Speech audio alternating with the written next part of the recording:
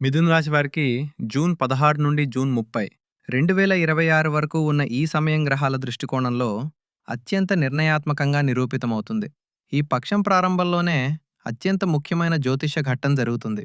అదేమిటంటే సూర్య భగవానుడు మీ 12వ ఇల్లు వ్యయస్థానం నుండి నేరుగా మీ లగ్నంలోకి అనగా మొదటి ఇల్లు అయిన మిథున రాశిలోకి సంచరిస్తాడు, గోచారం చేస్తాడు. జూన్ 15కి ముందు ఉన్న పరిస్థితిని విశ్లేషిస్తే సూర్యుడు మీ 12వ ఇంట్లో సంచరిస్తున్న సమయంలో మీకు అకారణంగా శారీరక అలసట, నిరంతరం శక్తి లోపించడం మరియు కొన్ని ఆరోగ్య సంబంధిత సమస్యలు ఎదురయ్యాయని స్పష్టమవుతుంది. ఇది 12వ ఇంటి సహజ ప్రభావం. ఇది జాతకుడి శరీరం మరియు మనస్సు రెండింటిపై ఒత్తిడిని పెంచుతుంది. సూర్యుడు మీ లగ్నభావంలోకి ప్రవేశించిన వెంటనే ఈ గోచార పరిస్థితి అంతా మీకనుకూలంగా పూర్తిగా మారిపోతుంది. మొదటి ఇంట్లో సూర్యుని ఉనికి మీ వ్యక్తిత్వంలో తీవ్రమైన ఆకర్షణను మరియు ఒక ప్రత్యేకమైన తేజస్సును నింపుతుంది. గత కొంతకాలంగా అస్థిరంగా అనిపిస్తున్న మీ ఆత్మవిశ్వాసం ఈ కొత్త కాలంలో అత్యున్నత స్థాయికి చేరుకుంటుంది. మానసికంగా మీరు ఎంత దృఢంగా తయారవుతారంటే బిజినెస్ మరియు కెరియర్లో ఇప్పటివరకు ఏవైతే రిస్క్ తీసుకోవటానికి సంకోచించారో ఆ ముఖ్యమైన నిర్ణయాలన్నీ ఇప్పుడు మీరు పూర్తి పట్టుదలతో, స్పష్టతతో తీసుకోగలుగుతారు. ఆరోగ్యపరంగా కూడా జూన్ 15 తర్వాత ఈ సమయం మీకు పాత మరియు దీర్ఘకాలికంగా ఉన్న శారీరక సమస్యల నుండి విముక్తిని ఇస్తుంది.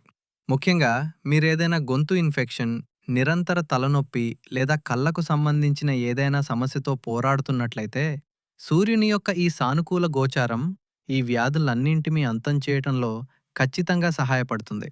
కెరియర్ మరియు కార్యాలయ పనిచేసే చోట పరంగా జూన్ 15 తర్వాత గ్రహాల స్థితి మిమ్మల్ని ఒక నైపుణ్యం కలిగిన నాయకుడిగా నిలబెడుతుంది. జ్యోతిష్య శాస్త్రంలో సూర్యుడిని రాజగ్రహంగా పిలుస్తారు మరియు అది లగ్నంలో గోచారం చేసినప్పుడు జాతకుడికి ప్రభుత్వం మరియు అధికార వర్గం నుండి ప్రత్యక్ష సహకారం లభిస్తుంది. ప్రభుత్వ ఉద్యోగం కోసం ప్రయత్నిస్తున్నవారు, పోటీ పరీక్షల చివరి దశలో ఫలితాల కోసం చూస్తున్నవారు లేదా ఏదైనా పెద్ద ప్రభుత్వ టెండర్ పాస్ కావాలని ఎదురు చూస్తున్న వారికి ఈ సమయం విజయానికి చాలా స్పష్టమైన మార్గాన్ని సుగమం చేస్తుంది. ఒక చిన్న అప్డేట్ ఇవ్వాలనుకుంటున్నాను. చాలా కాలంగా మీలో చాలామంది నన్ను వ్యక్తిగత మార్గదర్శకత్వం మరియు వన్ కన్సల్టేషన్ కోసం అడుగుతున్నారు. మీ అభ్యర్థనలను దృష్టిలో పెట్టుకుని నేనిప్పుడు ఈ సేవను ప్రారంభించాను. మీరు నాతో నేరుగా కనెక్ట్ కావాలనుకుంటే వాట్సాప్ ద్వారా సంప్రదించవచ్చు. నంబర్ స్క్రీన్ పైన కూడా చూపించబడింది మరియు వీడియో వివరణలో కూడా అందుబాటులో ఉంటుంది. మీ ప్రేమ మరియు మద్దతుకు హృదయపూర్వక ధన్యవాదాలు. ఇప్పుడు మళ్ళీ వీడియో వైపు తిరుగుదాం. మీ కార్యాలయంలో మీకు వ్యతిరేకంగా ఎలాంటి కుట్రలైనా పన్నుతున్న మీ రహస్య శత్రువులు లేదా ఆఫీసు రాజకీయాల ద్వారా మీ పురోగతిని అడ్డుకునేందుకు ప్రయత్నిస్తున్న వారంతా మీ ఈ కొత్త ఆత్మవిశ్వాసం మరియు సూర్యుని తేజస్సు ముందు వాటంతట అవే ప్రభావహీనంగా మారిపోతారు. మీ పై అధికారులు మీ పనితీరును మెచ్చుకుంటారు మరియు మీకు ఏదైనా కొత్త బాధ్యత లేదా లీడర్షిప్ రోల్ అధికారికంగా అప్పగించబడే బలమైన అవకాశం ఉంది. దీని ప్రభావంతో సమాజంలో మీ ప్రతిష్ట మరియు గౌరవం ఖచ్చితంగా పెరుగుతాయి. మీరు ఏ కొత్త పనిని ప్రారంభించినా దానిని పూర్తి ఏకాగ్రత మరియు చిత్తశుద్ధితో పూర్తి చేస్తారు. ఆస్తి మరియు కుటుంబ సంపద విషయాల్లో కూడా జూన్ 15 తర్వాత ఈ సమయం ఒక ఖచ్చితమైన పరిష్కారాన్ని తీసుకువస్తోంది. గత కొన్ని నెలలుగా ఏదైనా పెద్ద ప్రాపర్టీ వివాదం చిక్కుబడి ఉన్నా లేదా పూర్వీకుల ఆస్తికి సంబంధించి కుటుంబ సభ్యుల మధ్య ఏదైనా అసమ్మతి కొనసాగుతున్నా అది ఇప్పుడు సానుకూల ఒప్పందం దిశగా ముందుకు వెళ్తుంది. తమ నివాసాన్ని మార్చుకోవాలని ఆలోచిస్తున్నవారు, తమ ఇంటికి తగిన అద్దెదారు కోసం వెతుకుతున్నవారు లేదా తమ ఈ ఎంఐలు మరియు వాయిదాల ఆర్థిక భారంతో ఇబ్బంది పడుతున్నవారు వీరందరికీ జూన్ 15 తర్వాత ఈ ఆర్థిక చిక్కులన్నింటికీ ఆచరణాత్మక పరిష్కారం లభిస్తుంది. ఈ గోచార కాలంలో మీకు మీ తల్లిదండ్రుల నుండి నిరంతర సహకారం లభిస్తూనే ఉంటుంది మరియు ముఖ్యంగా జూన్ 15 తర్వాత వారి నుండి మీకు బలమైన మానసిక మద్దతు మరియు లిక్విడ్ క్యాష్ రూపంలో ఆర్థిక సహాయం లభించే బలమైన అవకాశం కూడా ఉంది. దీనితో పాటు గత కొంతకాలంగా మీ తల్లిదండ్రుల ఆరోగ్యం బాగాలేకపోతే ఈ వ్యవధిలో వారి ఆరోగ్యంలో కూడా చాలా స్పష్టమైన మరియు సానుకూలమైన మెరుగుదల కనిపిస్తుంది. జూన్ 15న జరిగే ఈ సూర్యగోచారం మీకు అనేక అనుకూల పరిస్థితులను సృష్టిస్తున్నప్పటికీ దీనికి జోడించబడిన కొన్ని ప్రత్యేక జ్యోతిష్యపరమైన జాగ్రత్తలను స్పష్టంగా అర్థం చేసుకోవటం అవసరం. సూర్యభగవానుడు మొదటి ఇంట్లో అంటే మీ లగ్నంలో ఉన్నప్పుడు అతని పూర్తి మరియు ప్రత్యక్ష 7వ దృష్టి మీ 7వ ఇంటిపై పడుతుంది. జన్మకుండలిలో 7వ ఇల్లు మీ దాంపత్య జీవితం, వైవాహిక సంబంధాలు మరియు జీవిత భాగస్వామిని సూచిస్తుంది. సూర్యుడు ఒక ఉగ్రమైన మరియు అగ్ని తత్వానికి ప్రధానమైన గ్రహం. ఇది జాతకుడి స్వభావంలో ఒక రకమైన అహంకారం లేదా ఈగో పెరుగుదలకు కారణమవుతుంది. ఈ ప్రత్యక్ష దృష్టి ఫలితంగా మీకు మరియు మీ జీవిత భాగస్వామికి మధ్య ఎలాంటి తార్కిక కారణం లేకుండానే సైద్ధాంతిక విభేదాలు, ఈగో క్లాష్ మరియు అకారణంగా కోపం వచ్చే పరిస్థితులు తలెత్తవచ్చు.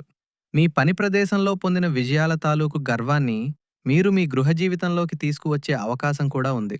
దీని ఫలితంగా ప్రశాంతంగా మరియు మధురంగా సాగుతున్న వైవాహిక సంబంధం అకస్మాత్తుగా మానసిక ఒత్తిడికి గురవుతుంది. ఈ గోచార కాలంలో మీ వైవాహిక జీవితం స్థిరంగా ఉండాలంటే ఈ సహజమైన అహంకారాన్ని నియంత్రించుకోవటం అవసరమని మీరు గ్రహించాలి. పరస్పర సంభాషణ, అవగాహన మరియు ఓపిక ద్వారా మాత్రమే మీరు సూర్యుని ఉగ్రదృష్టి యొక్క సంభావ్య ప్రభావాలను సమతుల్యం చేసుకోగలరు మరియు మీ సంబంధాన్ని పూర్తిగా సురక్షితంగా ఉంచుకోగలరు. జూన్ 15 తర్వాత ఈ కాలచక్రంలో రెండవ ముఖ్యమైన గ్రహ మార్పు జూన్ 21వ తేదీ చుట్టుపక్కల జరుగుతుంది.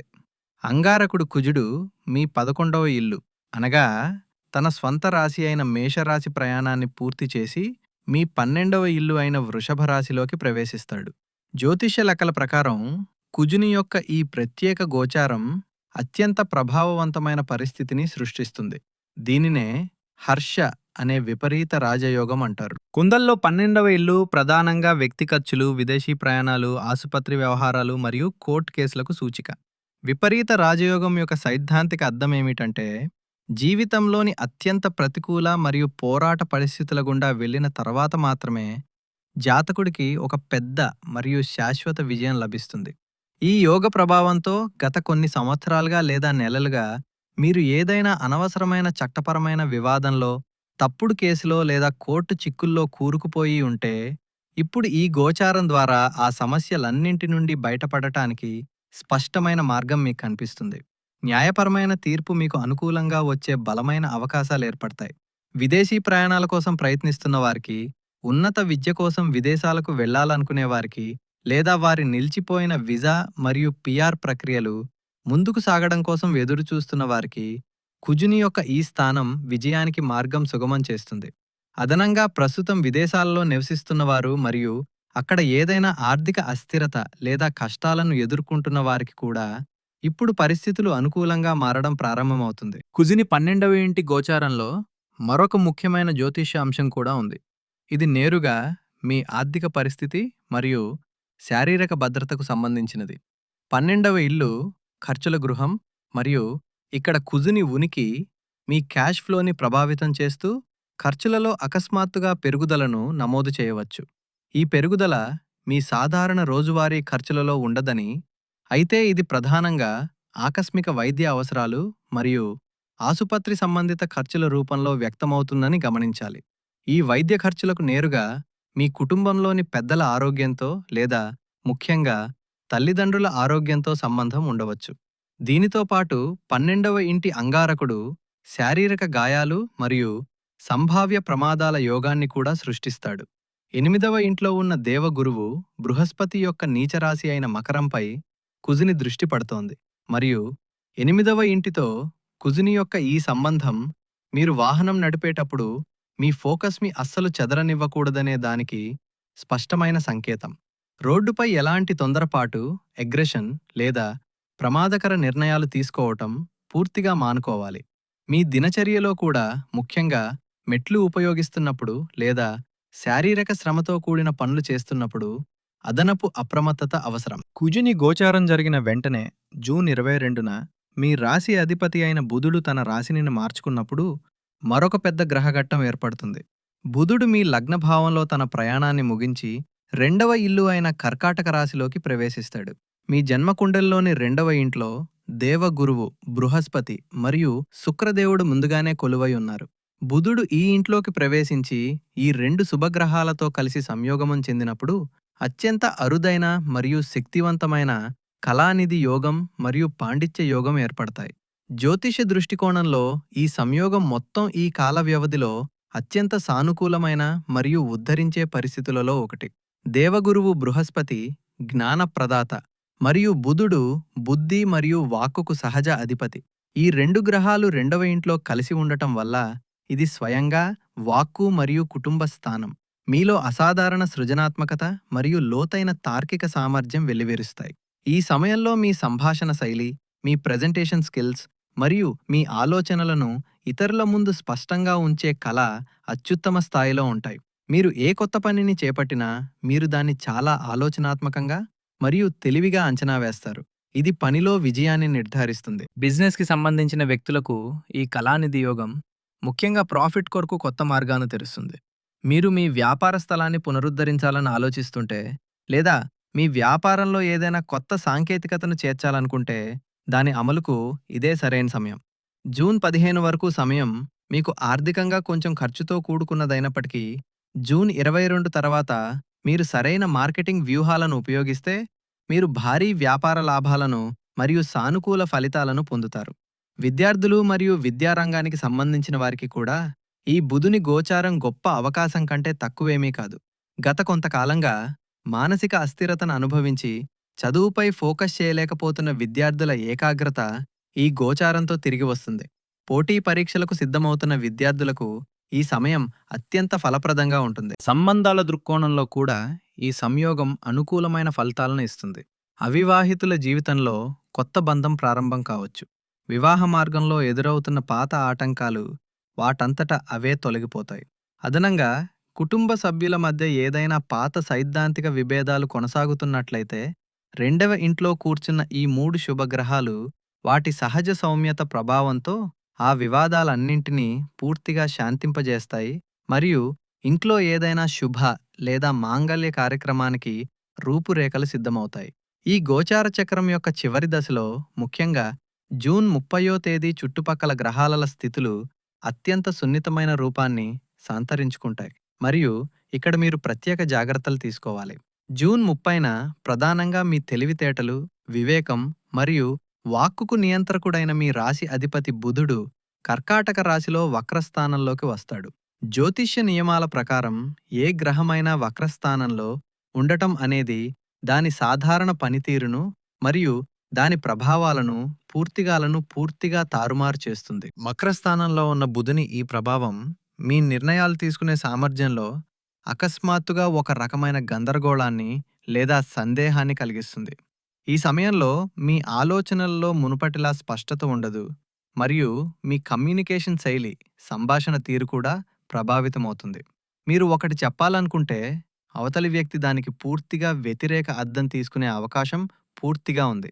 ఈ కమ్యూనికేషన్ లోపం కారణంగా మీ కార్యాలయంలో లేదా బిజినెస్లో దాగి ఉన్న శత్రువులు తిరిగి చురుకుగా మారవచ్చు మరియు వారు మీ ఈ గందరగోళ పరిస్థితిని సద్వినియోగం చేసుకోవడం ద్వారా మీ వృత్తిపరమైన ఇమేజ్ను దెబ్బతీయడానికి ప్రయత్నించవచ్చు.